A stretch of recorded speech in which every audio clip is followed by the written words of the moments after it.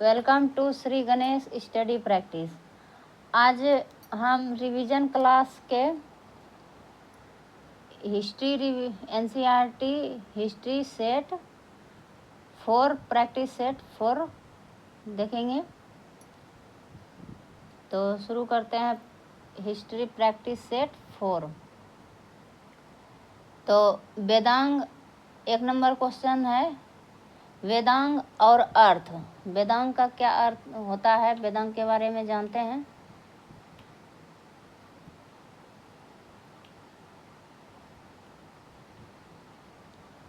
वेदांग शिक्षा जो है आपका शुद्ध उच्चारण से संबंधित हो जाएगा, सही हो जाएगा। और इसमें से क्या पूछ रहा है, तो सही सुमेलित नहीं है।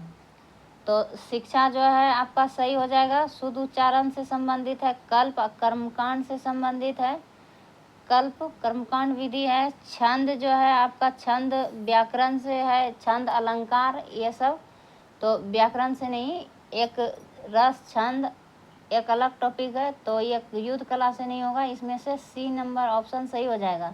6 वेदांग होता है, शिक्षा, कल्प, छंद, निरुक्त और ये चौथा हो गया, 5वां हो गया व्याकरण, और 6ठा हो गया आपका शिक्षा, कल्प, छंद, निरुक्त और ज्योतिष 6ठा। तो ये ज्योतिष भी याद रखना है, ये भूल जाता है। तो ज्योतिष, शिक्षा, कल्प, छंद, निरुक्त, व्याकरण और ज्योतिष। ठीक है, आगे दूसरा नंबर क्वेश्चन हो जाएगा आपका। दूसरा नंबर में है कि बिहार में स्थित किस नवपाषाणिक स्थल से हड्डी के हथियार बड़ी संख्या में प्राप्त हुए हैं। तो चिरान नामक स्थान से हुआ है।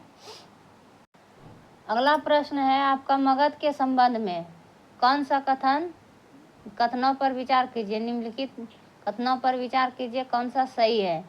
तो इसमें सत्य कथन को चुनना है। उदयन ने पटना में गंगा और पुनपुन के संगम पर एक किला बनवाया, ये आपका सही हो जाएगा। और महापद्नंद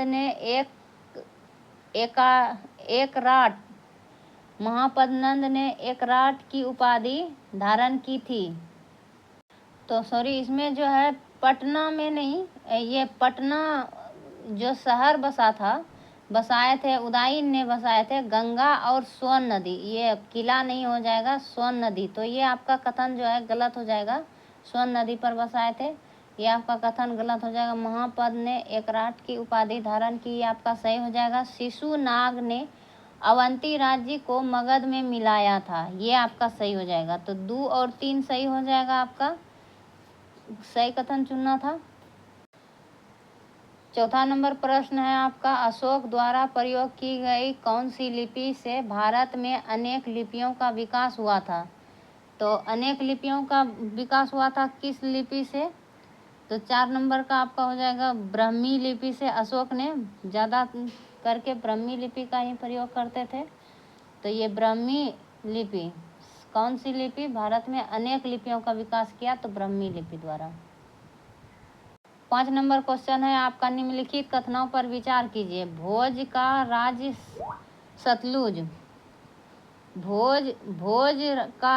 सतलुज नदी के पूर्वी किनारों तक फैला था। तो इसमें राजा भोज हो जाएगा, राजा भोज के राज्य सतलुज नदी के पूर्वी किनारों तक फैला था। तो सतलुज नदी के पूर्वी किनारों तक फैला हुआ था, ये आपका सही हो जाएगा। उसके बाद है, प्रतिहारों के पास भारत में सबसे अच्छी अश्वारोही सेना थी। तो प्रतिहार वंश के पास जो है भारत की सबसे अच्छी अश्वारोही सेना थी, ये भी आपका सही हो जाएगा। आपका ए नंबर सही हो जाएगा, 1 और 2। 6 नंबर क्वेश्चन है आपका, सल्तनत कालीन व्यापार के संबंध में निम्नलिखित कथनों पर विचार कीजिए। हिंद महासागर के व्यापारिक मार्ग पर अरबों का एकाधिकार था।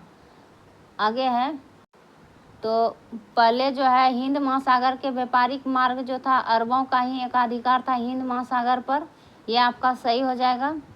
इसमें सही कथन चुनना है। दूसरा नंबर है मुसलमानों का बोहरा समुदाय। मुसलमानों का बोहरा समुदाय व्यापार से जुड़ा हुआ था, तो ये बोहरा समुदाय मुसलमानों का व्यापार से जुड़ा हुआ था। तीसरा नंबर है आपका मुल्तानी व्यापारियों में ज़्यादातर मुसलमान शामिल थे, तो नहीं, मुल्तानी व्यापारी में जो है ज़्यादातर मुसलमान व्यापारी सभी थे शामिल। तो ऑप्शन नंबर 3 आपका गलत हो जाएगा, 1 और 2 सही हो जाएगा, ऑप्शन नंबर बी सही हो जाएगा। 7 नंबर प्रश्न है आपका, कृष्णदेव राय की शासन पद्धति के संबंध में निम्नलिखित कथनों पर विचार कीजिए। तो उसने नौसेना के विकास की ओर ध्यान नहीं दिया। तो कृष्णदेव राय के पास नौसेना का विकास करने के लिए कोई वजूद था ही नहीं, इसीलिए नौसेना का विकास की ओर कभी ध्यान ही नहीं दिए, काहे कि उसे कोई काम, नौसेना से उसे कोई मतलब नहीं था। तो ये आपका सही हो जाएगा, ध्यान नहीं दिए। पेश नामक इतालवी यात्री उसके दरबार में रहता था। तो पेश नामक इतालवी जो है इतालवी यात्री उसके दरबार में रहता था, ये अभी आपका सही हो जाएगा। उसने विजयनगर साम्राज्य को कृष्णा नदी तक स्थापित कर दिया था, तो ये आपका सही हो जाएगा। 1, 2, 3 सही हो जाएगा इसका। देखते हैं ऑप्शन नंबर में कौन सा कथन सत्य है। 1, 2, 3 आपका सही हो जाएगा, सी नंबर ऑप्शन सही हो जाएगा। आगे आपका 8 नंबर क्वेश्चन है, भक्ति आंदोलन के संबंध में कौन सा कथन सही नहीं है, ये पूछा है। शिव, विष्णु, दुर्गा को परम देवी देवताओं के रूप में मान्यता मिली। तो शैव धर्म भक्ति आंदोलन में देखें आप, फिर विष्णु वैष्णव धर्म, ये दुर्गा की माँ का भी पूजा होता था, देवी देवता के रूप में मान्यता मिला था भक्ति आंदोलन में, तो ये आपका सही हो जाएगा। भक्ति आंदोलन के संबंध में बी नंबर में आ जाएगा, स्थानीय मिथक तथा किस्से पौराणिक कथाओं के अंग बन गए। तो स्थानीय मिथक जो है किस्से पौराणिक कथा का अंग बन गया, ये भी आपका सही हो जाएगा। भक्ति आंदोलन पर इस्लाम का गहरा प्रभाव था, नहीं, ये आपका गलत हो जाएगा। तो गलत का जोड़ा आपका गलत सही हो जाएगा। 9 नंबर प्रश्न है आपका, खानवा की लड़ाई के संबंध में निम्नलिखित कथनों पर विचार कीजिए। तो बाबर ने आगरा से पूर्व की ओर ग्वालियर, धौलपुर किले को जीत लिया। तो बाबर ने आगरा से पूर्व की दिशा में जो है ग्वालियर और धौलपुर किला को जीत लिया था, ये आपका सही हो जाएगा। इसमें सही कथन को चुनना है। उसने अलवर के एक बड़े भाग को इब्राहिम लोदी से छीनकर अपने राज्य में मिला लिया, तो ये आपका गलत हो जाएगा। तो आपका 1 नंबर केवल 1 सही हो जाएगा। क्वेश्चन नंबर 10 है आपके सामने, अबुल फजल ने किसे फर-ए-इजादी, तो फर-ए-इजादी कहकर संबोधित किया। तो देवी ज्ञान को फर-ए-इजादी कहकर संबोधित किया अबुल फजल ने। यह एक लेखक था, फारसी लेखक, जिसने अकबरनामा लिखा है। 11 नंबर क्वेश्चन है आपका, मुगल कालीन संगीत के संबंध में निम्नलिखित कथनों पर विचार कीजिए। तो मुगल कालीन संगीत के संबंध में निम्नलिखित कथनों पर विचार करना है। अकबर चित्तौड़ के प्रसिद्ध गायक तानसेन के संरक्षक थे, तो ये आपका जो है गलत हो जाएगा, अकबर तानसेन के संरक्षक नहीं थे। ठीक है, आगे है, औरंगजेब ने अपने दरबार से गायन को बंद करवा दिया था, ये आपका सही हो जाएगा। औरंगजेब को ये सब पसंद, लेकिन वाद्य यंत्र के वादनों को नहीं, तो वाद्य यंत्र के वादन को नहीं, ये आपका सही हो जाएगा। मोहम्मद शाह के काल में संगीत का उत्थान हुआ था, तो मोहम्मद शाह के काल में संगीत का उत्थान हुआ था, आपका 2 और 3 सही हो जाएगा, ऑप्शन नंबर बी। तो तानसेन के बारे में ये हो जाएगा कि चित्तौड़गढ़ के ये नहीं थे प्रसिद्ध गायक, ये ग्वालियर के थे, ग्वालियर के प्रसिद्ध गायक थे और चित्तौड़गढ़ के नहीं थे। ठीक है, और अकबर इनका संरक्षक थे, और रामतनु पांडे इनका बचपन का नाम हो गया। 1500 ईस्वी में इनका जन्म हुआ था तानसेन का, और बस तानसेन के बारे में यही है। इसका चित्तौड़गढ़ नहीं ग्वालियर हो जाएगा, बेहटा ग्वालियर। ठीक है, अगला प्रश्न आपका 12 नंबर प्रश्न हो जाएगा। निम्नलिखित कथनों पर विचार कीजिए। तो 1686 ईस्वी में अंग्रेजों ने हुगली को तहस नहस कर दिया था, तो ये आपका सही हो जाएगा। 1686 में हुगली को जो है तहस नहस कर दिया था, मुगल सम्राट के विरुद्ध युद्ध की घोषणा कर दी थी 1686 में, ये आपका सही हो जाएगा। और इसमें कथन पे विचार करना यानी सत्य को चुनना है। औरंगजेब के शासनकाल में मुगल साम्राज्य अब ईस्ट इंडिया कंपनी की तुलना में कमज़ोर हो गया था, तो ये नहीं, ये इसके समय में नहीं हुआ था कमज़ोर, ये आपका गलत हो जाएगा। ये बहादुर शाह जफर के शासनकाल में कमज़ोर हुआ था। और युद्ध के उपरांत मुगल साम्राज्य को काफ़ी क्षति पहुंची और कंपनी को एक बड़ा क्षेत्र प्राप्त हुआ। युद्ध के बाद मुगल साम्राज्य को काफ़ी क्षति पहुंची और कंपनी के एक बड़ा क्षेत्र नहीं, कंपनी के एक बड़ा क्षेत्र भी प्राप्त नहीं हुआ था। क्षति तो पहुंचा दोनों ओर से, और इसे रंगून भेज दिया गया था मुगल साम्राज्य को युद्ध में। और युद्ध में कंपनी को पराजय हुई और उन्हें बंगाल में स्थित उनकी फैक्ट्री में, तो 1686 का बात है, तो ये भी आपका दोनों तरफ से गलत हो जाएगा कि मुगल साम्राज्य को जो है क्षति नहीं, मुगल साम्राज्य को क्षति नहीं हुआ था, कंपनी का पराजय हुआ था। क्षति हुआ लेकिन कंपनी का पराजय हुई थी, उन्हें बंगाल में स्थित उनकी फैक्ट्रियों में भगा दिया गया, फैक्ट्रियों से भगा दिया गया था। 1686 ईस्वी की बात है, तो 1 और 4 सही हो जाएगा, आपका बी नंबर ऑप्शन सही हो जाएगा। आगे है 13 नंबर क्वेश्चन, कथन और कारण।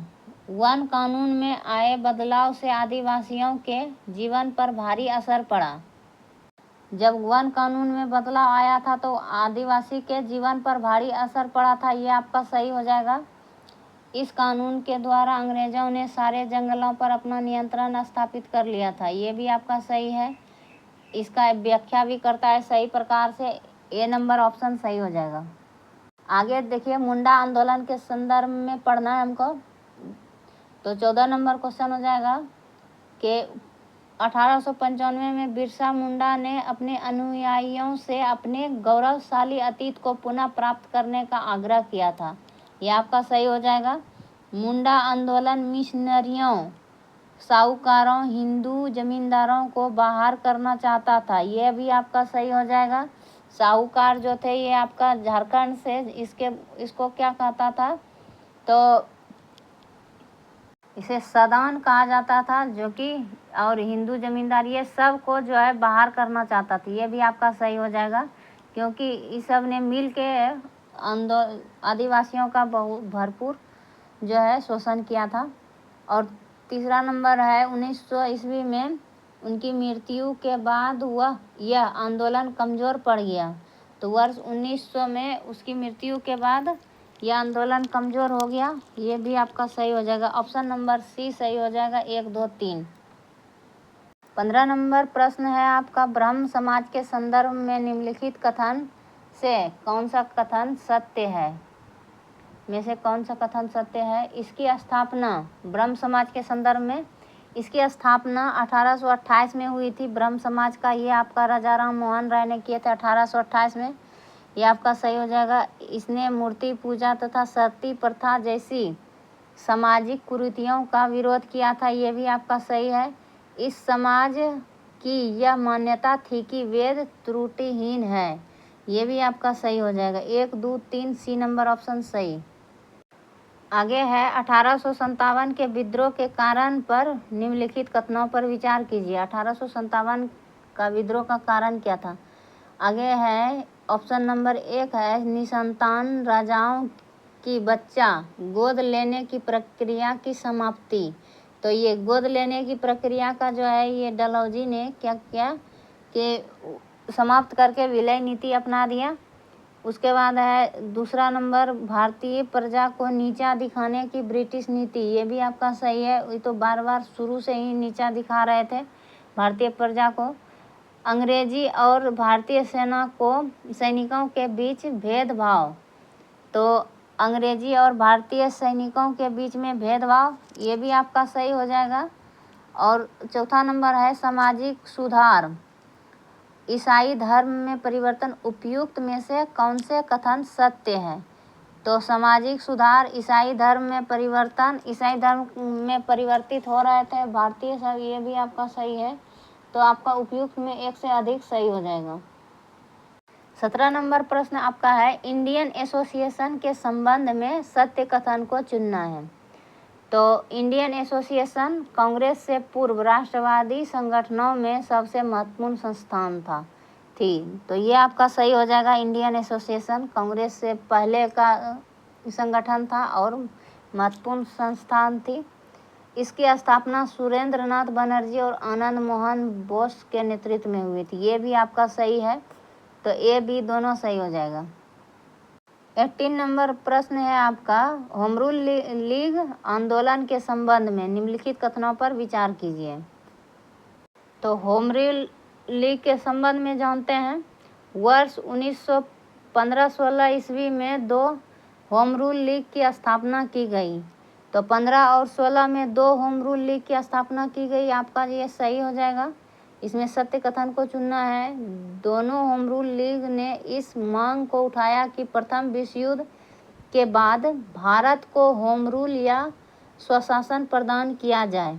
होम रूल मतलब हम अपना नियम कानून, अपने घर का नियम कानून, होम रूल जो है खुद के घर पर खुद का नियम होना चाहिए, ठीक है। और यह स्वशासन प्रदान किया जाए, यह भी आपका सही हो जाएगा। इसी आंदोलन के दौरान तिलक ने अपना प्रसिद्ध नारा दिया था, स्वराज मेरा जन्मसिद्ध अधिकार है, मैं इसे लेकर रहूंगा। ये भी आपका सही हो जाएगा। 1, 2, 3 सही हो जाएगा इसका ऑप्शन नंबर सी।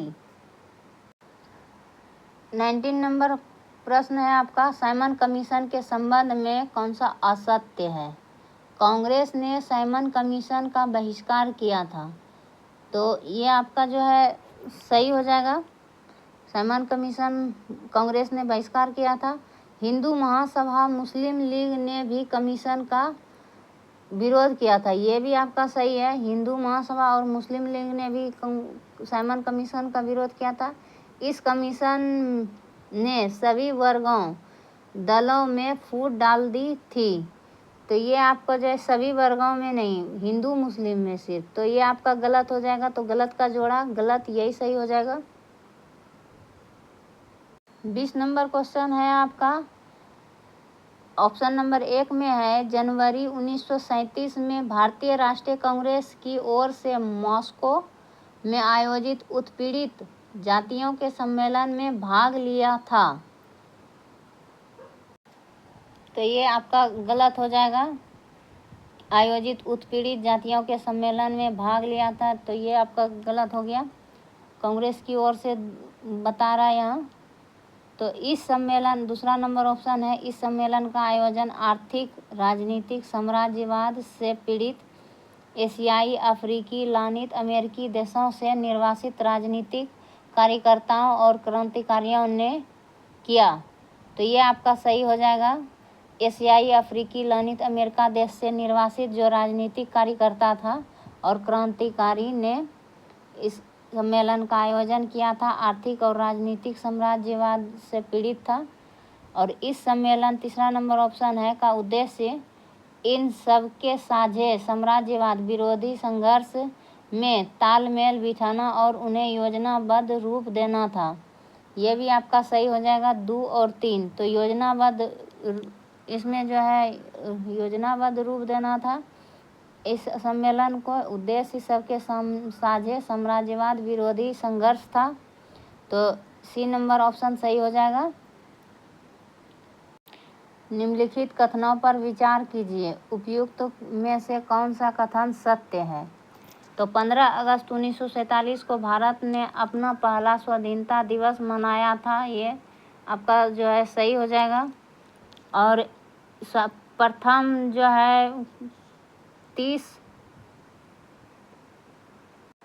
तो प्रथम 15 अगस्त 1947 को हमारा स्वतंत्रता दिवस मनाया। और इसी में आपका हो जाएगा 26 जनवरी 1930 को जो है प्रथम स्वाधीनता दिवस के रूप में मनाया। तो यहाँ लगाना है रूप, ठीक है। 26 जनवरी 1930 में प्रथम स्वतंत्रता दिवस के रूप में मनाया। और आगे है अगला ऑप्शन, 14 अगस्त 1947 को जवाहरलाल नेहरू ने अपना प्रसिद्ध भाषण संविधान सभा में दिया। ये भी आपका सही हो जाएगा। 1 और 2 ऑप्शन नंबर सी सही हो जाएगा।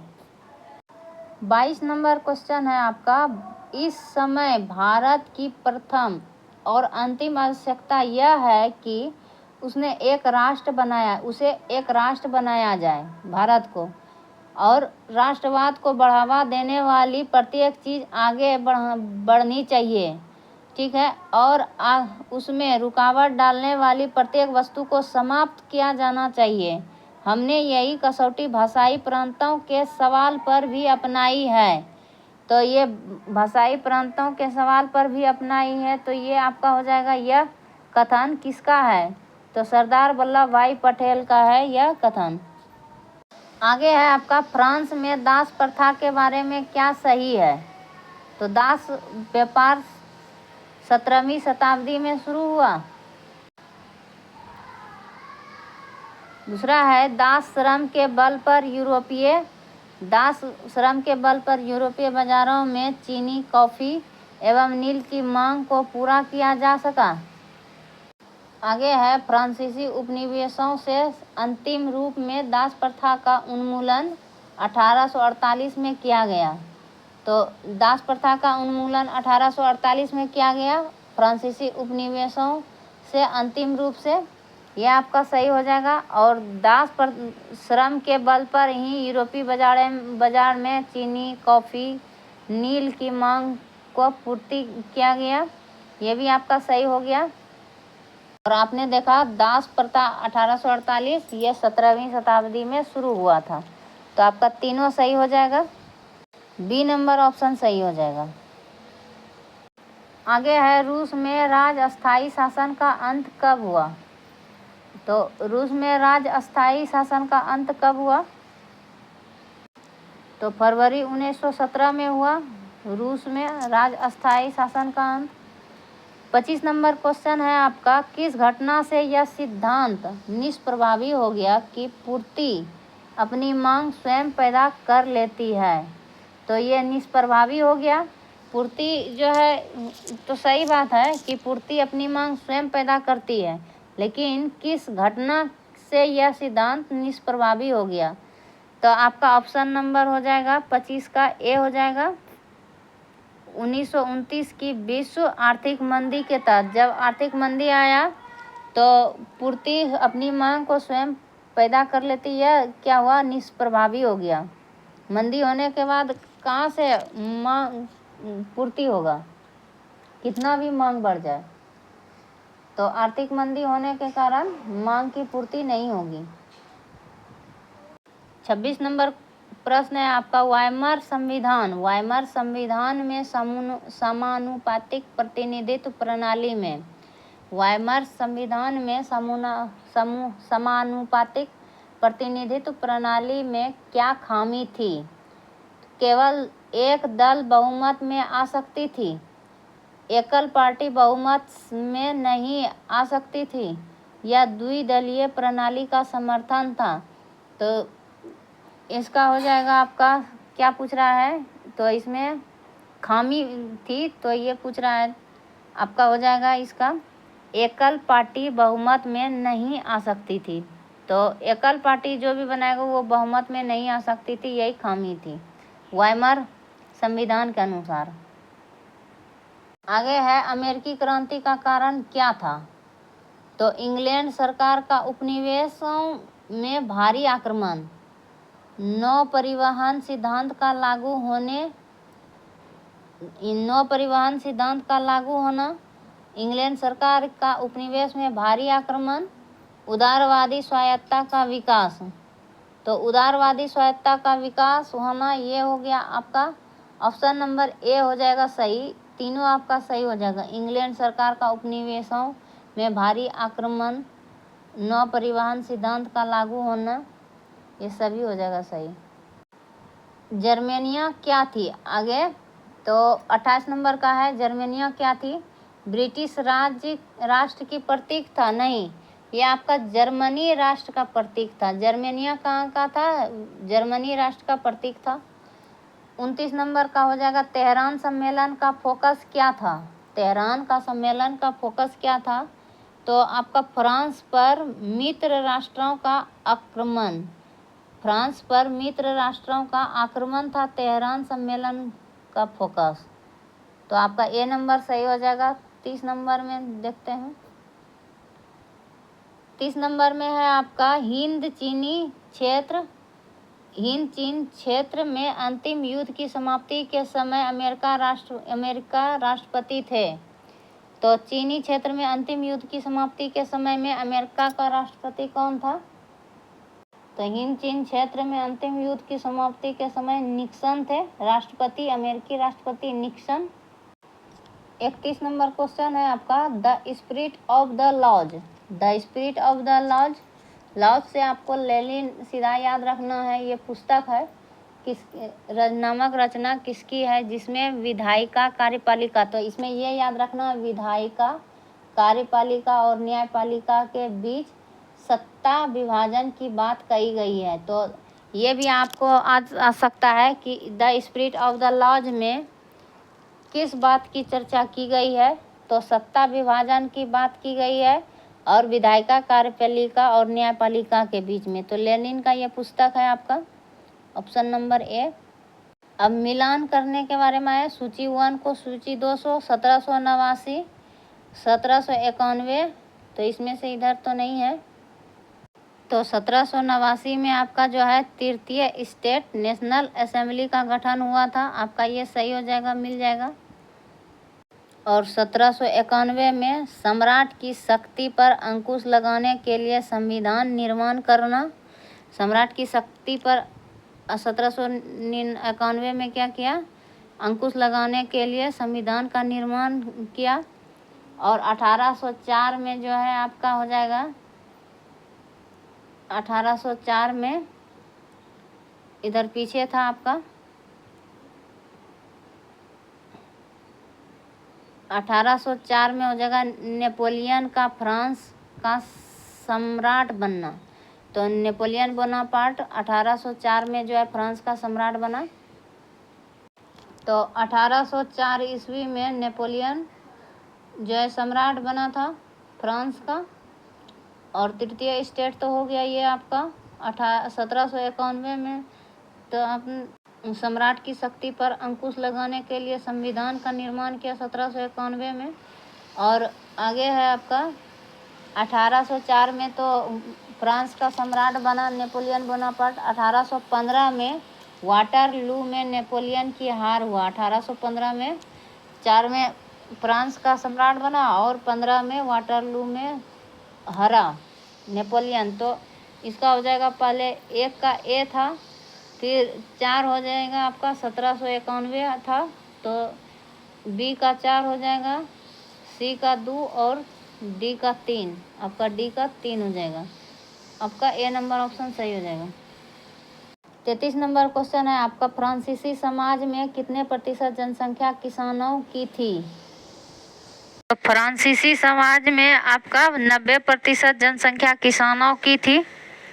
34 नंबर क्वेश्चन है बिहार में खरवार विद्रोह किसके विरोध में किया? तो खरवार विद्रोह के संबंध में है। तो 34 नंबर का आ जाएगा आपका बिहार में खरवार विद्रोह हो जाएगा भू राजस्व व्यवस्था से संबंधित था विरोध में। यह खरवार विद्रोह हुआ था आपका बिहार में। बिहार अभी आ जाएगा झारखंड। आगे है 35 नंबर क्वेश्चन बिहार में सितंबर 1915 में लिबर्टी लीफलेट्स बांटने में कौन थे? तो बिहार में सितंबर 1915 में लिबर्टी लीफलेट्स बांटने में कौन था? तो इसमें सी नंबर ऑप्शन सही हो जाएगा आपका बंकिम चंद्र मित्र और अखिल चंद्र दास गुप्त ने बिहार में सितंबर 1915 में लिबर्टी लीफलेट्स बांटने में थे। माँ की पुकार नामक पुस्तिका संबंधित है मुजफ्फरपुर से है। 37 नंबर है किस एक ने खिलाफत आंदोलन के दौरान हाजिक उल मुल्क की पदवी त्याग दी थी? तो हाजिक उल मुल्क की पदवी खिलाफत आंदोलन के दौरान किसने त्यागा था? तो हकीम अजमल खान ने हाजिक उल मुल्क की पदवी त्याग दिया था।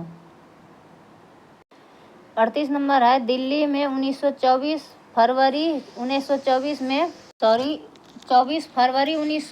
है। 24 फरवरी को 1922 को आयोजित अखिल भारतीय कांग्रेस समिति की बैठक में असहयोग आंदोलन वापस लेने के लिए गांधी जी के विरुद्ध, असहयोग आंदोलन जो गांधी जी ने लिए थे तो उनके विरुद्ध निंदा प्रस्ताव किसने प्रस्तुत किए थे? तो निंदा प्रस्ताव प्रस्तुत किए थे डॉक्टर मुज्जे ने। आगे है आपका, रिक्त स्थानों की पूर्ति कीजिए। नेहरू रिपोर्ट की अध्यक्षता डैश में एक कमेटी द्वारा तैयार किया गया और इसका विषय था, तो इसका विषय था मोतीलाल नेहरू, भारत में संवैधानिक व्यवस्था। तो नेहरू रिपोर्ट मोतीलाल नेहरू ने प्रस्तुत किया कि अध्यक्षता में एक कमेटी द्वारा तैयार किया गया था और इसका विषय था भारत में संवैधानिक व्यवस्थाएं लाना। आगे है, गांधी जी ने जिस विदेशी पत्रकार को दांडी मार्च के समय अपने साबरमती आश्रम में ठहराया था, जिस विदेशी पत्रकार था तो वे थे वेब मिलर, ठहराया था, हुआ था वेब मिलर।